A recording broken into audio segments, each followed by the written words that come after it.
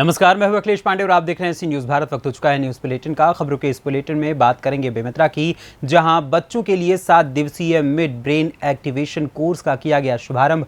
आगे खबर छिंदवाड़ा से है, जहां बीएमओ के खिलाफ हो रही शिकायतों की जांच के लिए सिविल अस्पताल पहुंचे चिकित्सा अधिकारी। साथ ही अगली खबर की बात करेंगे जो कि राजस्थान से है, जहां अखिल भारतीय लोधा लोधी महासभा के तत्वावधान में लोधा समाज का सम्मान समारोह किया गया आयोजित। और भी तमाम खबरों पर आइए विस्तार से करते हैं चर्चा। बदायूं जिले के बिलसी नगर के बाबा इंटरनेशनल स्कूल में एकेडमी डायरेक्टर पद के लिए डॉक्टर अनु नंदिनी शर्मा ने बिलसी पहुंचकर चार्ज संभाल लिया। आपको बता दें कि पूर्व चेयरमैन एवं भाजपा के वरिष्ठ नेता अनुज वाजपेयी ने जानकारी देते हुए बताया कि बाबा ग्रुप को डॉक्टर अनुनंदिनी शर्मा मजबूत करेंगे और उच्च स्तर तक ले जाने का काम करेंगे। डॉक्टर अनुनंदिनी शर्मा ने बताया कि उन्होंने 40 वर्षों से शिक्षण संस्थानों में काम किया है और बाबा ग्रुप के एकेडमी डायरेक्टर बनने के बाद वो बाबा ग्रुप को उच्च स्तर तक लेकर जाएंगी और अनुज वाजपेयी एवं नरेंद्र बाबू वाजपेयी का जो सपना है उसे पूरा करेंगे। मेरा नाम डॉक्टर अनुनंदिनी शर्मा। मैंने यहाँ बाबा इंटरनेशनल स्कूल में as a academic directress join किया है आज से। इससे पहले मेरा 20 इयर्स का एज ए प्रिंसिपल एक्सपीरियंस है। मैं रेजिडेंशियल स्कूल में भी वर्क कर चुकी हूँ। यहाँ मैं बाबा इंटरनेशनल स्कूल उसके हॉस्टल की ज़िम्मेदारी मैंने ली है। हॉस्पिटल और जो हमारा अभी नया स्कूल खुलने जा रहा है फार्मेसी के लिए, तो उन सब की देखभाल की ज़िम्मेदारी मैंने ही ली है, ताकि हम अपने इस बिलसी जैसी जगह पर बिलसी के नाम को बदायूं डिस्ट्रिक्ट में आगे बढ़ा सकें और बिलसी एक ऐसा तहसील बने जो बदायूं डिस्ट्रिक्ट के साथ साथ पूरे उत्तर प्रदेश में अपना नाम कमाए शिक्षा के क्षेत्र में। हमारे स्कूल के ओनर अनुज वाजपेयी जी का जो सपना है, उनके पिताजी का जो सपना है कि बिलसी में एक अच्छी शिक्षा दी जाए, अच्छी शिक्षा के साथ साथ बच्चों का अच्छा रिजल्ट बने, बच्चे उच्च पदों पर जाएं, अच्छी अच्छी जगह उनको नौकरियां मिलें। तो जब तक उनको अच्छी एजुकेशन नहीं मिलेगी तब तक वो हमारे देश के नाम को रोशन नहीं कर पाएंगे। तो मैं चाहती हूँ कि हम सब मिलकर इस स्कूल की पूरी टीम, प्रिंसिपल मैम रूपा माहेश्वरी जी जिनका पूरा योगदान रहा है स्कूल में, अनुज सर जो इस स्कूल के डायरेक्टर चेयरमैन हैं, उनके फादर, उनके भाई और हमारा पूरा स्टाफ, हम सब मिलकर एक ऐसी टीम बनाएं कि यहाँ ऐसी शिक्षा का स्तर दें कि बिलसी का नाम। बदायूं से सी न्यूज़ संवाददाता नईम की रिपोर्ट। खबर बेमेतरा से है, जहां ज्ञानोदय पब्लिक स्कूल परिसर में बच्चों के लिए 7 दिवसीय मिड ब्रेन एक्टिवेशन कोर्स का आयोजन किया गया है। कार्यक्रम के मुख्य अतिथि शकुंतला साहू, ज्योति सिंघानिया, अलका तिवारी समेत अन्य लोग उपस्थित रहे। वहीं कार्यक्रम का शुभारंभ मां सरस्वती पूजा अर्चना करके किया गया। ज्योति सिंघानिया ने बताया कि मिड ब्रेन एक्टिवेशन कोर्स के लिए एक प्रशिक्षित शिक्षक विधि तिवारी को रखा गया है। उन्हीं के माध्यम से ये कोर्स संचालित किया जाएगा। उन्होंने बताया कि मिड ब्रेन एक्टिवेशन कोर्स से कई फायदे हैं, जैसे बच्चों की पढ़ाई का IQ स्तर बढ़ जाता है, पढ़ाई में अच्छे अंक आते हैं, बच्चे की समझने की शक्ति बढ़ जाती है जिससे वो जल्दी सीख लेता है, साथ ही स्मरण शक्ति व बच्चों में निर्णय लेने की क्षमता और आत्मविश्वास बढ़ता है। दीदी चांदक है। इस मिड ब्रेन एक्टिवेशन का मैंने एक डेमो अटेंड किया था, वहाँ पे मुझे बहुत अच्छा लगा, इसलिए मैं इस 1 वीक के लिए इसे अटेंड करने जा रही हूँ और मुझे ये बहुत एक्साइटेड है कि मैं इसे अटेंड करूँ। फाउंडेशन की तरफ से विधि तिवारी मैम के सहयोग से निःशुल्क मिड ब्रेन एक्टिवेशन प्रोग्राम का आयोजन किया जा रहा है। ये स्पेशली 5 to 15 इयर्स के बच्चों के लिए रहता है, क्योंकि इस एज में उनके जो ब्रेन के न्यूरॉन्स रहते हैं वो इमेच्योर रहते हैं और हम उनको फिर से एक्टिवेट कर सकते हैं। तो ये हमारा 1 वीक का प्रोग्राम रहेगा, जिसके अलग अलग स्ट्रक्चर और कोर्स के जरिए उनका ब्रेन को एक्टिवेट किया जाएगा और उसके द्वारा बच्चों के फोकस, कंसंट्रेशन और मेमोरी 100 टाइम्स एनलार्ज हो जाएंगी। और इसके आयोजन के लिए मैं हमारे वत्सला फाउंडेशन की पूरी टीम और डायरेक्टली और इनडायरेक्टली जिन्होंने भी हमको हेल्प किया है, मैं उन सबका आभार प्रदर्शन करना चाहूँगी। और स्पेशली हमारी जो मीडिया पार्टनर हैं, सबको मैं थैंक्स बोलूँगी। और सी न्यूज़ से संजू जैन का भी, जो कि बहुत ही एक्टिव मीडिया फ्रेंड्स रहे हैं, तो उनको भी मैं हमारे वत्सला फाउंडेशन की पूरी टीम से आभार प्रदर्शन करना चाहती हूँ। मैं वत्सला फाउंडेशन को बहुत बहुत धन्यवाद ज्ञापित करूंगी, जिन्होंने आज हमारे बेमेतरा शहर में ज्ञानोदय पब्लिक स्कूल के सभा कक्ष में एक बहुत ही सुंदर बच्चों के लिए मिड ब्रेन क्या कार्यक्रम आयोजित किया है। इसमें हमारे हमारे नगर के सारे बच्चे इसमें भाग ले सकते हैं और यह एक ऐसा प्रशिक्षण है जिसमें हमारे बच्चों को आगे बढ़ने के लिए उन्हें आत्मबल देने के लिए बहुत सारी शिक्षा दी जाएंगी। ये इस कार्य के लिए मैं वसला फाउंडेशन की अध्यक्षा ज्योति सिंघानिया मैडम को बहुत बहुत धन्यवाद ज्ञापित करती हूँ। सभी सदस्यों को जिनकी मेहनत से आज यह प्रशिक्षण शिविर आयोजित। बेमेतरा से सी न्यूज संवाददाता संजू जैन की रिपोर्ट। खबर परासिया से है, जहां परासिया बीएमओ प्रमोद वाचक के खिलाफ हो रही शिकायतों की जांच के लिए जिला चिकित्सा अधिकारी सोमवार को सिविल अस्पताल चांदा मेटा पहुंचे, जहां डीएचओ के द्वारा 7 लोगों के बयान दर्ज किए गए हैं। बता दें कि परासिया खंड चिकित्सा अधिकारी के रूप में पदभार ग्रहण करने के बाद से ही डॉक्टर प्रमोद वाचक आरोपों के घेरे में हैं। उनके ऊपर अनावश्यक रूप से महिला कर्मचारियों को बार बार फोन लगाने, अपने निजी क्लिनिक बुलाने, बार बार ड्यूटी बदलने को लेकर कर्मचारियों द्वारा आपत्ति उठाई जा रही है, जिसकी जांच के लिए सोमवार को डीएचओ नरेश गुनाटे और अर्चना कैथवास सिविल अस्पताल चांदा मेटा पहुंचे। बता दें कि एक सप्ताह पहले भी डीएचओ नरेश गुनाटे ने परासिया आकर इन्हीं मामलों में बीएमओ से चर्चा की थी एवं उनके निवास स्थान पर पहुंचे थे। वहीं इन मामलों में डॉक्टर प्रमोद वाचक का कहना है कि कर्मचारियों के काम के सिलसिले में फोन लगाना काम का ही एक हिस्सा है। इसके अलावा एक महिला कर्मचारी के एक सप्ताह में 3 बार दूसरे स्वास्थ्य केंद्र पर ड्यूटी लगाए जाने पर उन्होंने कहा कि जहां कर्मचारी की आवश्यकता होगी उन्हें वहां भेजकर कार्य कराया जाता है। बहरहाल डॉक्टर प्रमोद वाचक की कार्यप्रणाली को लेकर उठ रहे सवालों और शिकायतों पर कब विराम लग पाता है, ये तो आने वाला वक्त ही बताएगा। मेरे विधानसभा क्षेत्र में सामुदायिक स्वास्थ्य केंद्र में प्रमोद वाचक बीएमओ की नियुक्ति हुई है, उनकी पोस्टिंग हुई है और जब से इनकी पोस्टिंग हुई है लगातार निरंतर कोई न कोई इस तरह की अनियमितताएं कर रहे हैं वो, जिससे मेरे क्षेत्र की स्वास्थ्य व्यवस्था पूरी तरीके से बिगड़ गई है। इसके पहले भी कई शिकायत हम लोगों ने की, माननीय कलेक्टर महोदय को किए, सभी विभाग को करे, मगर आज तक इनकी अनियमितताओं के खिलाफ में कोई कार्रवाई नहीं हुई। जाँच टीम आती है, सिर्फ औपचारिकता निभा के चली जाती है। आज भी जांच टीम आई, औपचारिकता निभा के चली गई, जबकि उस व्यक्ति के द्वारा निरंतर महिला कर्मचारियों के साथ अभद्र व्यवहार किया जा रहा है, गलत काम नियम के विरुद्ध किए जा रहे हैं। तो निश्चित रूप से ये हमारे लिए बड़ा एक खेद का विषय है कि इतनी सब शिकायत होने के बाद भी आज भी प्रशासन उस पर कार्रवाई नहीं कर रहा, उसके निलंबन की कार्रवाई नहीं कर रहा, उसको हटाने की कार्रवाई नहीं कर रहा।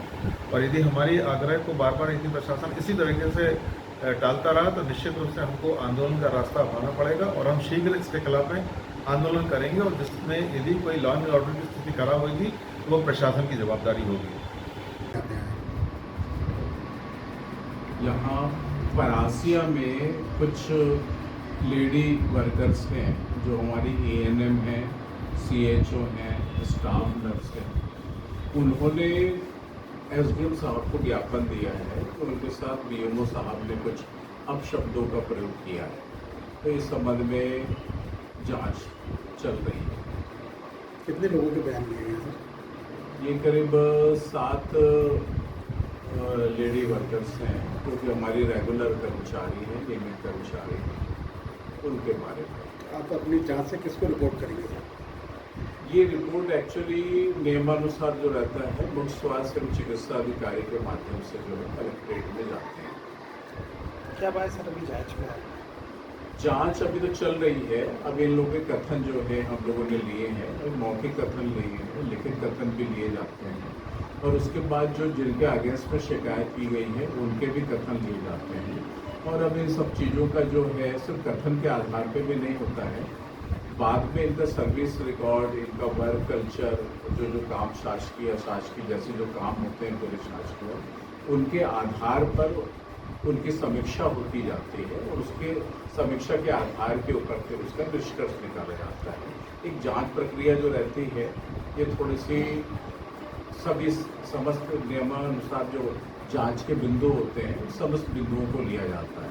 तो प्राथमिक रूप से देखें तो कार्य क्षेत्र में महिला उत्पीड़न का ये मामला है, इतने गंभीर मामलों में भी पीएमओ को पद से हटाए बिना जांच हो रही है, जिससे क्या जांच प्रभावित नहीं होगी? नहीं, ये जो शिकायत जो है ये जांच शिकायत उतनी मतलब कि अभी भाई किसी को किसी के पद से हटाया जाना, ये जब तक कोई जांच अपने आप में सिद्ध नहीं हो जाती, उसके ऊपर लगाए हुए जो आरोप हैं वो सिद्ध नहीं हो जाते तब तक जो है नियमानुसार कोई कार्रवाई नहीं की जा सकती, जैसा आप कह रहे हैं।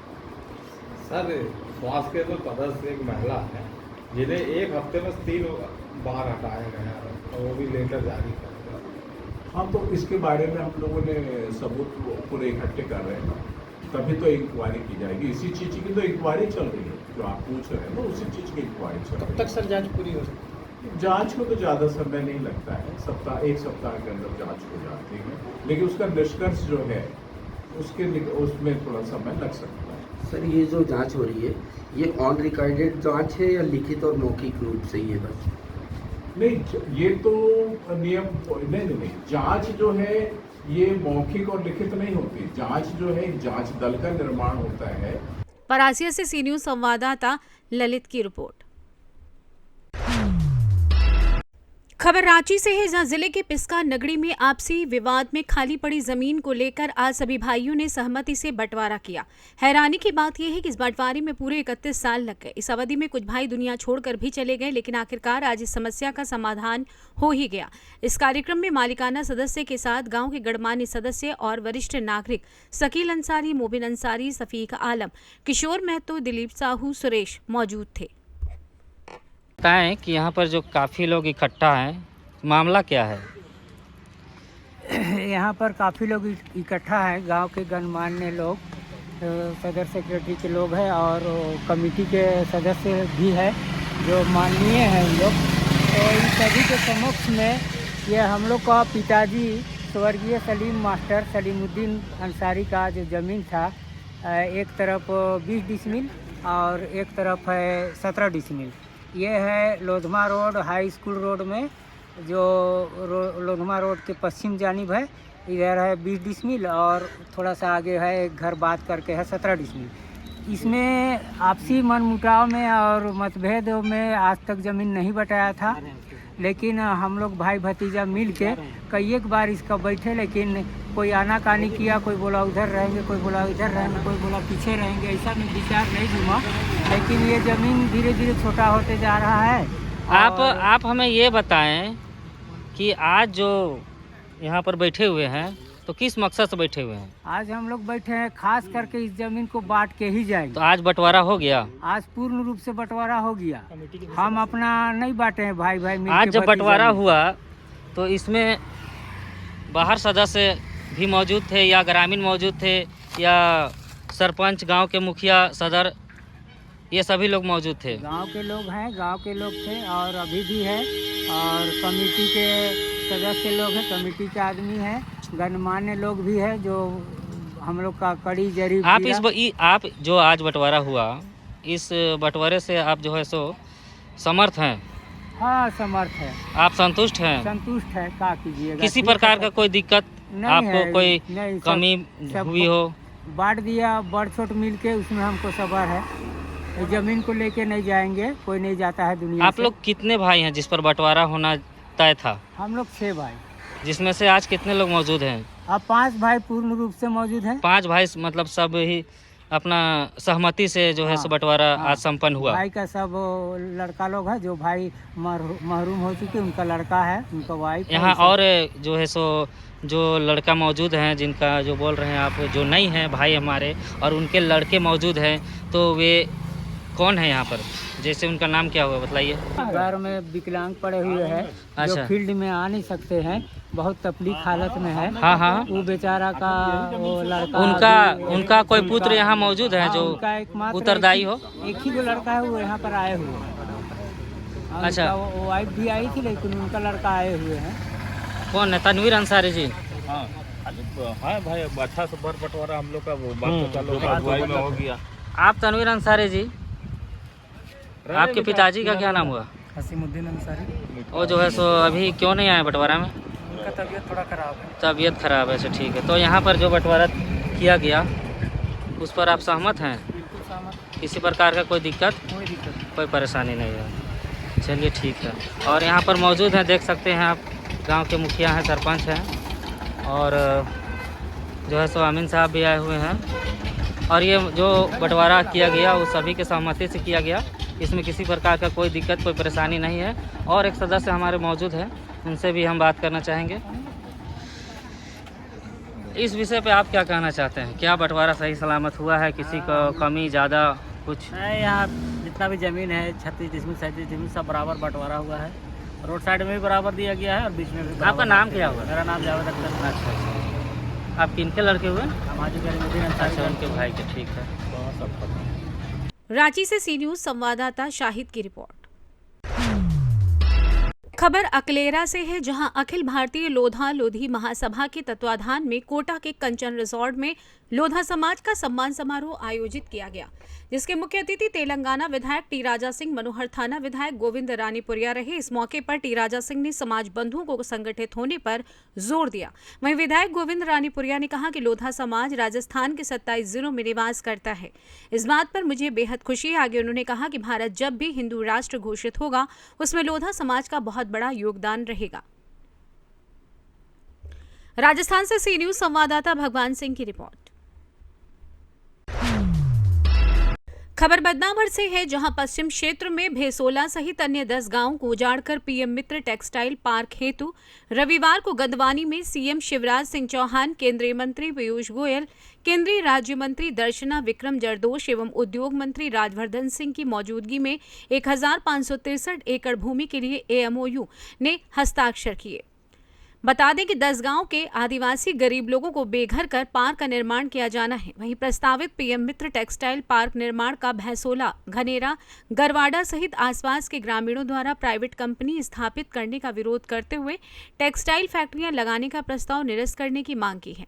वहीं प्रस्ताव निरस्त नहीं होने पर उग्र आंदोलन की भी चेतावनी दी। वहीं प्रदेश के उद्योग मंत्री व क्षेत्रीय विधायक राजवर्धन सिंह दत्ती गांव ने बताया कि भैंसोला में ये पार्क करीब 1563 एकड़ भूमि में विकसित होगा। इस पार्क के विकास के लिए सरकार द्वारा 2 चरणों में 500 करोड़ रुपए की सहायता राशि प्रदान की जाएगी, जिसमें राज्य सरकार की 51% व केंद्र सरकार की 49% हिस्सेदारी रहेगी। भैंसोला में स्थापित होने वाले इस पार्क के लिए निवेश हेतु 19 बड़ी कंपनियों द्वारा रुचि व्यक्त की गई। ग्राम छायन में 50 हेक्टेयर भूमि में एक अन्य बड़ा कपड़ा कारखाना लगाया जा रहा है। पश्चिम क्षेत्र के ग्राम तिलगारा में भी इंडस्ट्रियल पार्क बनेगा। वहीं इसको लेकर अशोक डावर ने क्या कुछ कहा, आइए सुनाते हैं।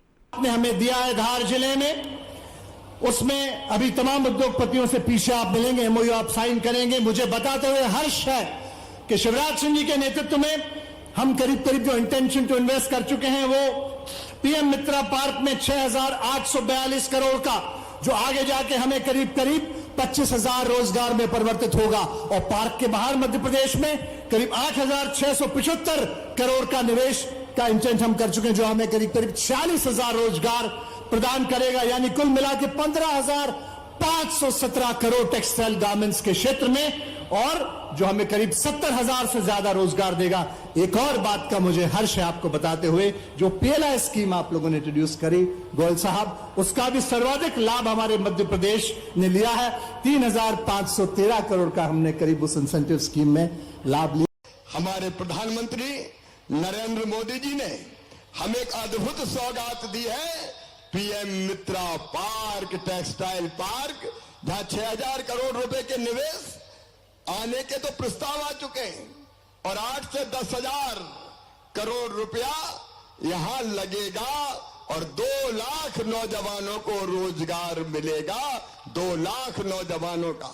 और प्रधानमंत्री जी को भी दोनों हाथ ऊपर उठा के ताली बजा के धन्यवाद दीजिए। 16 के जो पीएम मित्र मेगा टेक्सटाइल नामक जो प्रोजेक्ट यहाँ का विधायक और मंत्री लेकर आया है, जिसमें हमारे 10 गांव के लोग करीब 1,000 परिवार यहाँ पर बर्बाद होने जा रहे हैं, उजाड़ने जा रहे हैं, उनका भविष्य खत्म हो रहा है। ये जो ज़मीन जहाँ हम खड़े हैं, यहाँ पर एक कंपनी डाली जा रही है, प्राइवेट इंडस्ट्री डाली जा रही है और हमारी ज़मीन यहाँ पर छीनी जा रही है। और हम सब यहाँ सारे गांव के लोग इकट्ठे होकर इस कंपनी का, इस जो प्राइवेट कंपनी है, जो सरकारी कतई नहीं है, प्राइवेट कंपनी है और प्राइवेट कंपनी का हम विरोध करते हैं।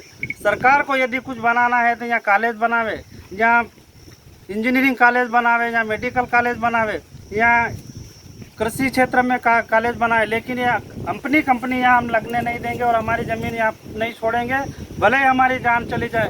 पूरे गांव के लोग, पूरे आसपास के सारे लोग प्रभावित हो रहे हैं और इस प्रकार से हमारा निवेदन है सरकार को लोकतांत्रिक तरीके से हम मांग करते हैं कि ये प्रोजेक्ट को निरस्त किया जाए, रद्द किया जाए और हमको यहाँ व्यवस्थित तरीके से जीवन यापन करने दिया जाए, नहीं तो हम उग्र आंदोलन करेंगे और जमीन किसी कीमत पर नहीं छोड़ेंगे। आदिवासी एकता जिंदाबाद जिंदाबाद, आदिवासी एकता जिंदाबाद जिंदाबाद, आदिवासी एकता जिंदाबाद जिंदाबाद, जान देंगे जमीन नहीं देंगे, जान देंगे जमीन नहीं देंगे, जान देंगे जमीन नहीं देंगे, जान देंगे जमीन नहीं देंगे। हम हमारा अधिकार मांगते नहीं किसी से भीख मांगते, हम हमारा अधिकार मांगते नहीं किसी से भीख मांगते, हम हमारा अधिकार मांगते नहीं किसी से भीख मांगते।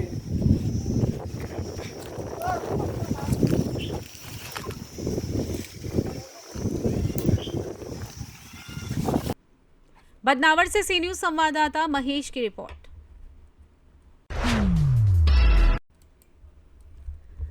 खबर छिंदवाड़ा से है, जहां कृषि विकास वरिष्ठ अधिकारी एसएस मरकाम ने जानकारी देते हुए बताया कि विकासखंड जुन्नारदेव के सभी कृषक जो सेवा सहकारी समिति के सदस्य हैं तथा बकायेदार हैं, ऐसे कृषक संबंधी समिति में अपना आधार कार्ड लेकर जाएं और ब्याज माफी का आवेदन भरें, जिससे ब्याज माफी की कार्रवाई की जा सके। खंड जुन्नारदेव के सभी कृषक जो सेवा सहकारी समिति के सदस्य हैं और जो बकायादार हैं, वह अपना आधार कार्ड लेकर संबंधित समिति में जाकर जल्द से जल्द ब्याज माफ़ी का आवेदन भरें, जिससे ब्याज माफ़ी की कार्रवाई की जा सके। छिंदवाड़ा से सी न्यूज संवाददाता वीरेंद्र अग्रवाल की रिपोर्ट। खबर उत्तर प्रदेश के जनपद एटा से है, जहां जलेसर तहसील क्षेत्र के गांव जिनावली औनेरा मार्ग स्थित टोडरपुर चौराहे के पास श्री खारी वाले बाबा पर हर वर्ष की भांति इस वर्ष भी मेले का आयोजन किया गया। मेले में आस पड़ोस के गांव से मेला देखने के लिए काफी भीड़ दिखाई दी। मेले में बड़ी धूमधाम से रसिया महादंगल का आयोजन किया गया, जिसमें हाथरस की 2 पार्टियों में जबरदस्त कंपटीशन हुआ। वहीं मुख्य अतिथि के रूप में श्रवण गंगा सेवा समिति के सचिव सूर्य प्रताप सिंह, सूरज भैया और विशिष्ट अतिथि के रूप में एसडीएम रामनयन सिंह ने अपनी सहभागिता दर्ज कराई। ठाकुर सूर्य प्रताप सिंह ने फीता काटकर मेले का शुभारंभ किया। इस विशेष मौके पर श्री खारी वाले बाबा की कमेटी के अध्यक्ष नागेंद्र पाल सिंह, बबलू ठाकुर, भानु प्रताप सिंह समेत क्षेत्र के अन्य कई गणमान्य लोग उपस्थित रहे। एटा से सी न्यूज संवाददाता रमेश की रिपोर्ट। खबर खगड़िया से है, जहां बीते रविवार को आरपीएफ खगड़िया के निरीक्षक प्रभारी अरविंद कुमार के साथ सहायक उप निरीक्षक बृजकिशोर प्रसाद ने आरपीएफ के साथ मिलकर राजरानी एक्सप्रेस में जन जागरूकता एवं चेकिंग अभियान चलाया। इस दौरान यात्रियों के बीच जन जागरूकता के साथ साथ गेट एवं पायदान पर यात्रा करने वाले लोगों को पकड़ा भी गया। दरअसल आए दिन गेट पर बैठे यात्रियों का मोबाइल पर्स अपराधियों द्वारा झपट्टा मारकर चोरी करने की घटना सामने आती रहती है। इसी के मद्देनजर ये अभियान चलाया गया। इस दौरान भी पायदान पर बैठे यात्रियों को समझाया बुझाया गया, नहीं मानने पर उनके विरुद्ध कार्रवाई भी की गई। इस क्रम में व्यक्तियों को अनाधिकृत रूप से पानी बेचते हुए व्यक्ति को चैन पुलिंग करते और अनाधिकृत रूप से महिला बोगी में यात्रा करते हुए लोगों को पकड़ा गया। सभी के खिलाफ मामला दर्ज कर खगड़िया न्याय अभिरक्षा में भेज दिया गया। सर, जागरूकता अभियान जो चलाए गए सर, उसमें क्या क्या निर्देश और क्या क्या कार्रवाई हुई? देखिए, जैसा कि आए दिन ऐसी घटनाएं देखने को मिल रही है कि लोग चलती ट्रेन में पायदान पर गेट पर बैठकर यात्रा करते हैं और लापरवाही पूर्वक मोबाइल को चलाते हैं, जिससे अपराधियों को आसान मौका मिलता है, उनके मोबाइल छीन लेते हैं, झपट्टा मार के उनका मोबाइल और पर्स चोरी कर लेते हैं। इसी घटना के मद्देनज़र आज राजरानी एक्सप्रेस और पुरवैया एक्सप्रेस में जन जागरूकता अभियान के साथ साथ चेकिंग अभियान भी चलाया गया और लोग यात्रा कर रहे लोगों को यह बताया गया कि वह गेट और पायदान पर यात्रा न करें, ताकि अपने गेट पायदान पर यात्रा करते हैं और मोबाइल चलाते हैं तो आसानी से अपराधी जो है वो उनको मौका मिल जाता है और वो लाठी डंडे से मारकर उनका मोबाइल छीन लेते हैं। तो ये मना किया गया कि उनको गेट पायदान पर बैठ के यात्रा न करें। ऐसे लोगों को भी मना किया गया जो बिना टिकट की यात्रा करते हैं, एसी बोगी में चढ़े जाते हैं, ऐसे लोगों के विरुद्ध भी कार्रवाई की गई। और स्पेशली राजरानी एक्सप्रेस में बेगूसराय से खगड़िया के बीच में अभियान चलाया गया, जिसमें पायदान पर बैठे लोगों को मना किया गया, जिसमें नहीं मानने पर 4 लोगों की गिरफ्तारी की गई। 2 लोग ऐसे थे जो खाद पानी बेच रहे थे, उनको भी गिरफ्तारी की गई है और एक चैन पुलिंग में गिरफ्तारी की गई है राजरानी में। आज एक बड़ा अभियान चलाया गया और उसमें टोटल 28 लोगों की गिरफ्तारी है, जिसमें महिला बोगी में भी अनाधिकृत रूप से यात्रा करने वाले 12 लोगों को भी गिरफ्तार किया गया है। और स्टेशन परिसर में अनाधिकृत रूप से जो चले आते हैं उनकी भी गिरफ्तारी की गई है। क्योंकि सबसे मेरा अनुरोध यही है कि आप स्टेशन में आएँ तो रूल रेगुलेशन, जो रेल रेगुलेशन है उसको फॉलो करें। स्टेशन में आएँ, अगर आप किसी यात्री को छोड़ने आ रहे हैं तो प्लेटफॉर्म टिकट ले लें, रिसीव करने आ रहे हैं तो प्लेटफॉर्म टिकट ले लें, सीएफ करने आ रहे हैं तो प्लेटफॉर्म टिकट ले लें। प्लेटफॉर्म टिकट लेकर ही प्लेटफॉर्म पर आएँ। अगर यात्रा करना है तो यात्रा टिकट ले लें। अनाधिकृत रूप से प्रवेश न करें। ऐसे प्रवेश करने पर भीड़ बढ़ती है और अपराधियों को आसान मौका मिलता है उस भीड़ का फ़ायदा उठाने के लिए। तो हम सब मिलकर अपराध मुक्त करने में एक बहुत बड़ी योगदान दे सकते हैं अगर हम सिंसियर हों, हम योगदान करें, अपनी योगदान करें तो हम अपराध को रोक सकते हैं। कोई बड़ी चीज़ नहीं है अपराध, कोई रोकना मतलब बहुत मुश्किल काम नहीं है। ये अभियान कितना दिन तक चलेगा सर?